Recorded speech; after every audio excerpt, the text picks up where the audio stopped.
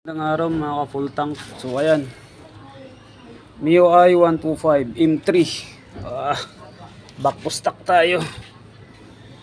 TRC Racing na front shock, TRC. So tagas taas, 4 months pa lang to mga papa. Tapos ito talaga pinaka problema na ito, mga ganitong klaseng front shock. Tumatagas dito sa dugtungan. Ito, umiikot siya kahit anong nakailang gawa na ako nito mga papa. Ayan o, umiikot ng dugtungan na to. Nilagyan ko na to ng tiplon, nakatatlong baklas na ako nito. Nilagyan ko ng tiplon, nilagyan ko ng rubber gasket. Andun sa loob.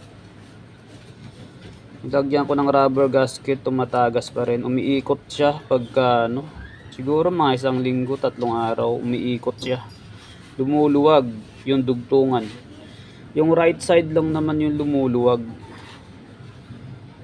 Pero yung ano, yung kabila hindi. Ito sa may disc.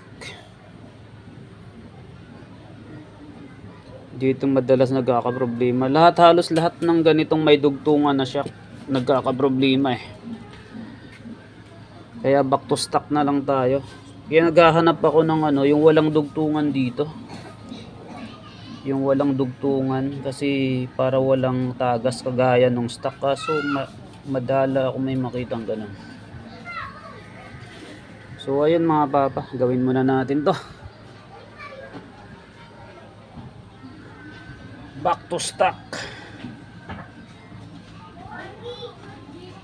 So ito mga papa, nakaka-full tank natin. Ito yung ano, yung stock natin. Goods pa to. Ang problema nito, pinamagic luward ng bayaw ko. Tinabasan yung ano, tinabasan yung spring. Kaya yan oh, sobrang baba niya na. Tapos wala na siyang play. Nasira na yung ano, yung inner tube niya, nasira na. Kasi tinabasan yung spring eh. Minagic luward. Magic lowered kung tawagin. So gagawin ko ngayon, itong ano, kukunin ko lang tong outer tube ng stock, papalit natin dito. Pero yung inner tube nito, ito yung ibabalik natin kasi hindi na pwedeng inner tube ko. Ito outer tube, papalitan natin, babalik natin sa stock. Wala oh. So hindi tayo naninira ng brand.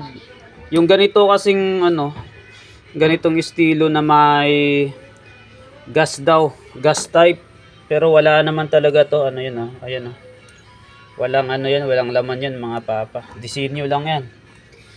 So yung ganitong style na ano, na shock, ito brand niya TRC, pero halos magkakapareha siya lahat. Kinukumpara ko nung ano, nung mga ganitong klase, Hero, kung ano-ano pang ano, kung ano-ano pang brand, ganitong ganito lahat ng disenyo, ganitong ganito. Ayan ah. So sa palagay ko, isa lang talaga manufacturer nito galing China. Iisa lang manufacturer, tas pagkadating sa Pilipinas, tinatakan na lang iba't ibang brand. Kasi wala silang pagkakaiba eh. Lahat talagang ano, talagang parihong-pariho. Halos lahat din nagkakaproblema dito talaga sa may disc. Umiikot tong dugtungan na to eh. Kahit anong higpit gagawin ko, nilagyan ko na ng tiplon, nilagyan ko na ng rubber gasket, wala talaga. Tumatagas siya. So back to stock na lang.